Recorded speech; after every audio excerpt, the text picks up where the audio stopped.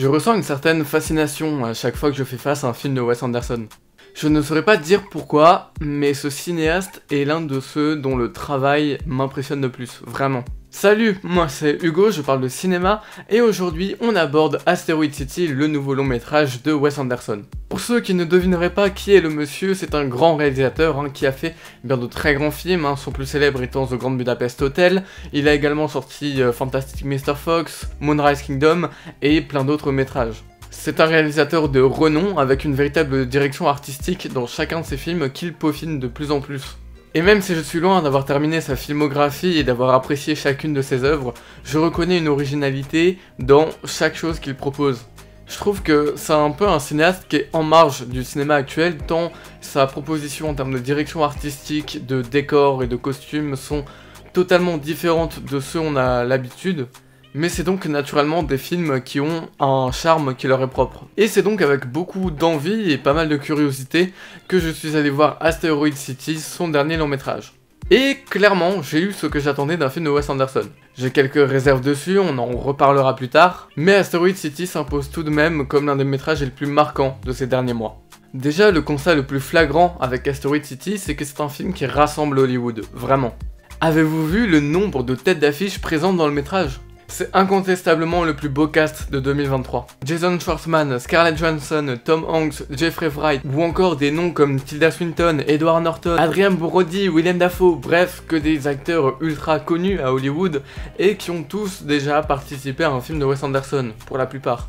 Bref, ce sont juste des exemples parmi la longue liste du casting, mais globalement il y a tout le gratin d'Hollywood qui est rassemblé dans ce métrage, et c'est tout à fait surprenant quand on voit la proposition que fait Wes Anderson avec ce film. Parce que c'est vrai que c'est pas le dernier blockbuster qui va rassembler tous les castings importants dans un dernier Avengers par exemple, c'est vraiment, non, un film, on va dire, qui ne fera certainement pas le bonheur du grand public, mais dont tous les acteurs finalement sont présents et sont des grosses têtes d'affiche d'Hollywood. Et moi ce qui me fascine, c'est que tout ce casting, tous ces grands acteurs proposent quelque chose dans leur jeu qui est en adéquation totale avec le style et la direction artistique de Wes Anderson. Ils ont une dynamique qui leur est propre, ils ont un jeu presque théâtral. En même temps, au vu du métrage que c'est tout à fait normal. Et surtout, ils adhèrent à l'identité très loufoque de Wes Anderson. Et d'ailleurs, ce style très précis, très bizarre, très loufoque de Wes Anderson, il est très judicieux dans Asteroid City parce que c'est très coloré, c'est très symétrique, c'est très bien cadré, très bien filmé.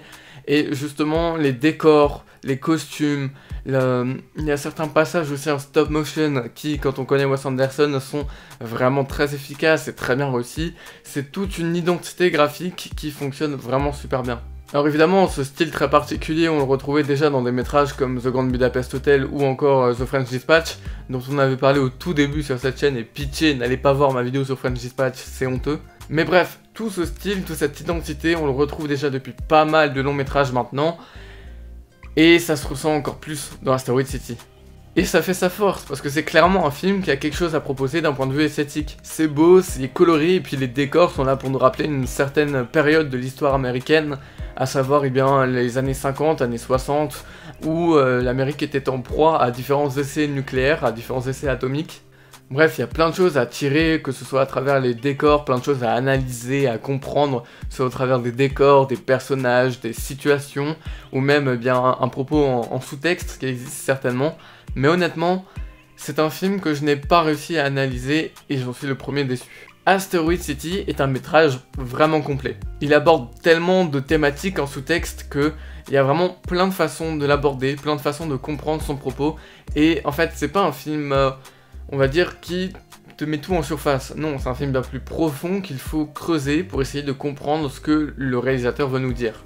Et à titre personnel, je n'ai pas réussi de moi-même à trouver un propos tangible. J'ai dû regarder pas mal de vidéos sur YouTube pour déjà appréhender des analyses et, on va dire, essayer de comprendre les propos en sous-texte et trouver des pistes pour justement comprendre Asteroid City. Mais de moi-même et malgré toutes les métaphores présentes dans Asteroid City, je n'ai pas trouvé un seul propos, on va dire, tangible qui me venait à l'esprit. Parce que c'est un film vraiment riche, vraiment complexe aussi, très réfléchi. C'est un film qui, voilà, moi personnellement m'a fait penser à Nope, sorti l'an dernier. Nope qui est un film que j'adore, si ce n'est l'un de mes films de science-fiction préférés, honnêtement. C'est pareil, c'est le genre de film qui te porte un propos sur l'Amérique, sur eh bien, la production de métrages, en l'occurrence Nope c'était sur Hollywood, Asteroid City sera plus sur le théâtre. Bref, il y a vraiment plein de choses à en tirer, et c'est à vous de, on va dire, choisir un propos que vous arrivez à saisir et qui vous paraît tangible et concret. Je pense qu'en y réfléchissant et en allant revoir le métrage, je réussirai à trouver un cheminement logique et concret pour trouver au moins un seul propos ou une seule thématique qu'aborde Asteroid City, parce que vraiment il y en a tellement. Et en fait, je me dis que si j'ai pas réussi à analyser ou à comprendre le sous-texte de Asteroid City, bah c'est pas grave.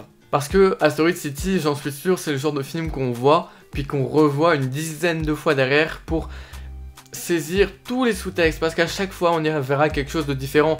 C'est exactement pareil que Nope, que je disais tout à l'heure. Oui, c'est le genre de film qu'on voit, qu'on revoit, et qu'on analyse, qu'on comprend au fur et à mesure des visionnages. Et là, à l'heure actuelle, je n'ai en bagage qu'un seul visionnage d'Asteroid City. Donc, ça me paraît évident que je n'ai pas tout cerné, que je n'ai pas tout compris. Mais je pense que ça viendra avec le temps, et de toute manière, c'est sûr, je reverrai Asteroid City. Et justement, ce qui est très fort avec ce métrage, c'est que malgré le fait que je n'ai pas tout compris, que je n'ai pas compris le sous-texte, j'ai quand même été emballé. D'abord, comme je l'ai dit, par la mise en scène et la direction artistique de Wes Anderson, mais aussi parce que l'histoire en elle-même, cette histoire très bizarre, très loufoque, là encore en correspondance avec le cinéma de Wes Anderson, cette histoire elle m'a quand même plu, et elle m'a quand même emballé, m'a emmené dans son univers qui est très particulier, et ça je trouve ça très fort. Parce que sans aucune interprétation, le film nous raconte la vie dans une petite ville américaine, quelque part entre le Texas, l'Arizona, la Californie, je ne saurais pas trop où la situer, cette ville s'appelle donc Asteroid City, et tous les ans dans cette ville se tient un événement qui commémore l'arrivée sur Terre d'un astéroïde tombé il y a donc 5000 ans sur la planète Terre. Il va y avoir en même temps un concours de jeunes scientifiques auquel pas mal de jeunes, on va dire très intelligents, vont venir. D'ailleurs c'est très marrant parce qu'ils ont écrit Brainiac sur leur t-shirt. C'est un détail qui m'avait beaucoup plu. Là encore, eh bien, un exemple du génie de Wes Anderson concernant les décors et les costumes. Et donc là, ils se rassemblent tous pour célébrer cet événement et pour en même temps eh bien, participer à ce concours d'invention, ce concours de jeunes astronomes. Et cette année-là, tout ne va pas se passer comme prévu. Je vais pas rentrer dans les détails, ce serait vous spoiler le film. Mais déjà, on a l'une des plus belles scènes de l'année 2023, ça c'est clair et certain. Mais c'est une histoire complètement folle, ultra riche, très bien écrite, avec des milliers d'entrées possibles, il y a des milliers de points de vue dans cette histoire, on peut suivre à la fois l'histoire de ces jeunes astronomes venus présenter leur projet, on peut suivre également l'histoire des scientifiques qui viennent rechercher un sens à la vie finalement, on peut interpréter aussi l'arrivée d'un événement soudain, que je vais pas parler pour ne pas spoiler, mais il y a plein de choses qu'on peut en dire de ce Asteroid City et de son histoire. En tout cas, elle est tellement pas linéaire et on peut l'aborder de tellement de façons, et c'est pour ça que je pense que plus on voit le film, plus on trouvera d'autres axes à aborder pour suivre l'histoire, d'autres cheminements d'analyse, etc. Donc c'est pour moi un film vraiment très riche et vraiment très complet. Donc voilà, si vous allez voir Asteroid City, je vous invite vraiment à vous laisser bercer, d'abord par l'histoire, qui va vous emmener partout sauf là où vous attendez à être, et à vous laisser bercer par cette démonstration esthétique de Wes Anderson. C'est quand même une proposition très singulière qu'on a rarement ou qu'on a même jamais à part lui, à part ses projets à lui dans le cinéma. Donc vraiment je vous invite vraiment à aller voir Asteroid City. Puis surtout quand une histoire comme celle-ci, vraiment très riche, vraiment très complète, est adoubée de l'identité visuelle de Wes Anderson, ça ne peut que être bénéfique pour vous, sincèrement. En tout cas, c'est la fin de cette vidéo, j'espère qu'elle vous aura plu. N'hésitez pas à vous abonner pour ne pas manquer les prochaines critiques qui arriveront sur la chaîne. Vous pouvez aussi mettre un petit pouce bleu, ça fait toujours plaisir, mais surtout, le plus important, je le répète à chaque vidéo, l'espace commentaire est là pour que vous puissiez donner votre avis sur Asteroid City et sur cette vidéo-là. Voilà, moi j'en ai fini, j'espère qu'on se reverra très bientôt, c'était Hugo, ciao!